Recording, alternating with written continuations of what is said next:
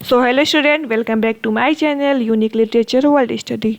ये हमारे UGC net paper first का जो सेकंड यूनिट है, आज मैं उसको डिस्कस करूँगी। मैंने एक सीरीज़ चालू की है जिसमें मैं पूरे 10 यूनिट्स का जो इम्पोर्टेंट टॉपिक्स है उसको मैं डिस्कस कर रही हूँ, जिससे आप आसानी से प्रिपेयर कर सकते हैं। तो पहले मैंने टीचिंग एप्टीट्यूड की थी डिस्कस। अब दूसरा हमारा जो यूनिट है वो है हमारा research aptitude. Research aptitude all important topics.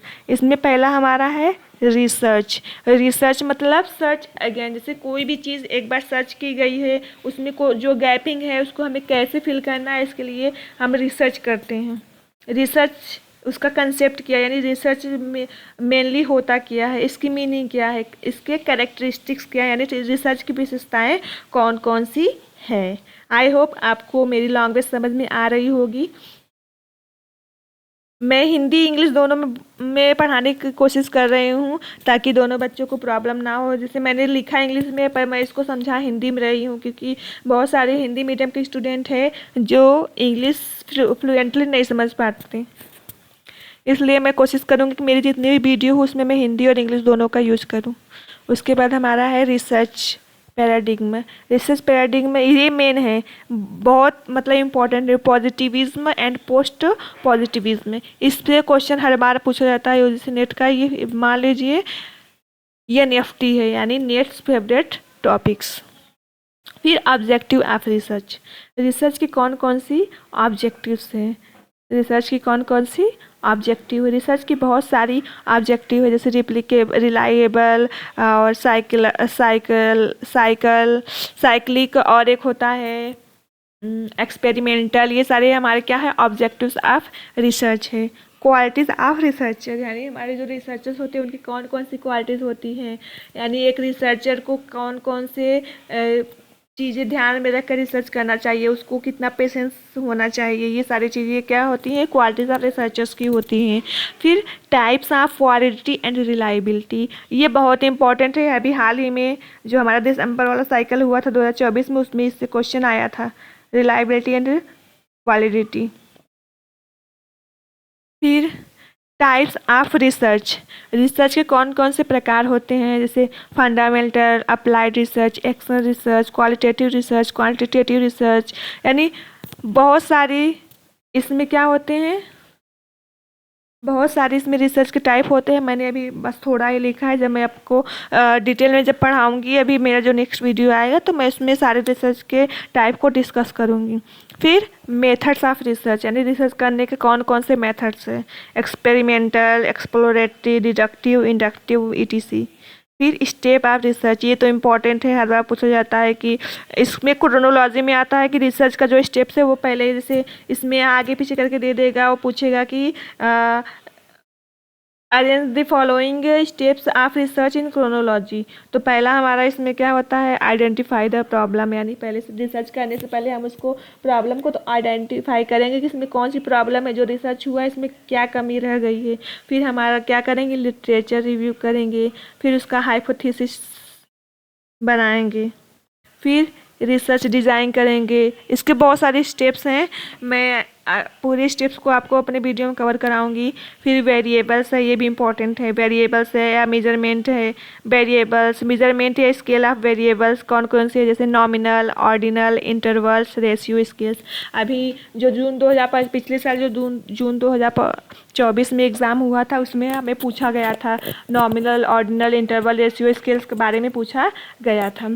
फिर हाइपोथेसिस इस टाइप्स, जो हमारी हाइपोथेसिस होती है वो क्या होती है, इसके कितने प्रकार के होते हैं, नल, अल्टरनेट, वर्किंग हाइपोथेसिस, ये सारी चीज़ें क्या होती हैं, ये भी मैं आपको वीडियो में कवर कराऊंगी। फिर सैम्पलिंग, ये भी तो इम्पॉर्टेंट है। सैम्पलिंग तो नेट का जैसे फेवरेट टॉपिक है। सैम्पलिंग क्या होती है, इसके कितने प्रकार के होते हैं, जैसे probabilities and non probability sampling. जो प्रोबेबिलिटी और नॉन प्रोबेबिलिटी सैम्पलिंग है, इसके भी अलग अलग टाइप होते हैं।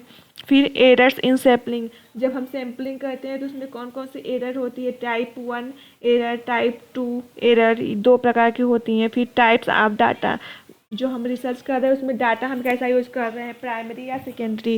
प्राइमरी डाटा वो होता है जो हम खुद से करते हैं, यानी अपने रिसर्च को क्या करते हैं, खुद से नया रिसर्च करते हैं, वो हमारा प्राइमरी डाटा होता है।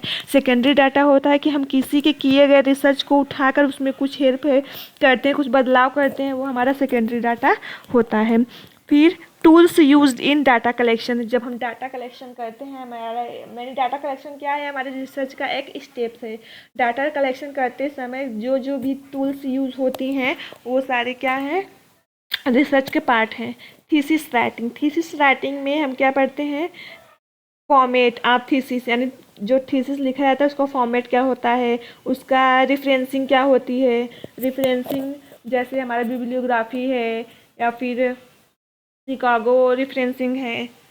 फिर footnotes, endnotes, footnotes and endnotes, ये हमारे क्या है, थीसिस से रिलेटेड हैं। रिसर्च एब्रीविएशन, रिसर्च एब्रीविएशन से भी क्वेश्चन आते हैं, जैसे EFN का मतलब होता है foot note, it all, CF, ETC, ये सारे हमारे रिसर्च एब्रीविएशन है, इससे भी क्वेश्चन आए थे जून 2024 में। रिसर्च पब्लिकेशन, अभी जून 2025 में भी इससे क्वेश्चन आए हैं, ये जो हमारे रिसर्च एब्रीविएशंस है। रिसर्च पब्लिकेशन, रिसर्च पब्लिकेशन में क्या क्या आती हैं, आर्टिकल्स आती हैं, थीसिस आती हैं, डिजर्टेशन आती हैं। डिजर्टेशन कब होता है, जब हम कोई मास्टर लेवल की डिग्री लेते हैं तो उसमें एक मतलब लास्ट ईयर में हमें एक डिजर्टेशन यानी शोध बनाने को दिया जाता है, डिजर्टेशन, जिसमें हम क्या करते हैं, उसको बनाकर अपनी डिग्री को प्राप्त करते हैं। फिर रिसर्च एथिक्स, यानी रिसर्च करने क्या क्या नियम है, अगर हम उन नियम का उल्लंघन करते हैं तो हमें कौन कौन सी पेनाल्टी लगती है। प्लेजरिज्म, प्लेजरिज्म मतलब होता है, plagiarism its types levels of plagiarism, मतलब होता है चोरी, साहित्यिक चोरी। जैसे हम कोई भी चीज़ रिसर्च कर रहे हैं तो उसमें अगर हम किसी दूसरे का डाटा चुरा कर और बिना उसका नाम मेंशन किए उसको हम यूज़ कर लेते हैं तो हमारा क्या हो जाता है, प्लेजरिज्म होता है। इसके भी 4 लेवल होते हैं, लेवल 0, लेवल 1, लेवल 2, लेवल 3। जो 0 लेवल होता है वो 10% तक का होता है। अगर हम 10% तक, 0 से 10% तक किसी के वर्क को हम क्या करते हैं, यूज़ करते हैं अपने वर्क में, तो वो लेवल 1 का होता है। उसके बाद हमारा लेवल 2 आता है, लेवल 3 आता है, पूरा यानी टोटल हमारे 4 लेवल्स होते हैं।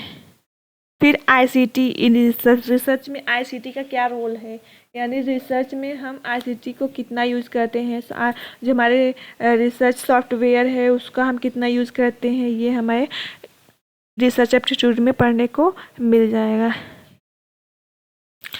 स्टाइल ऑफ रेफरेंसिंग, ये भी इम्पोर्टेंट है, इससे क्वेश्चन आता है। इसमें बिब्लियोग्राफी का क्या दे देगा, या MLA स्टाइल सेट का कोई मतलब आपको एग्जांपल दे देगा, बोलेगा इसमें कौन सा बिब्लियोग्राफी से रिलेटेड है, कौन सा MLA स्टाइल सेट का प्रॉपर वर्क है।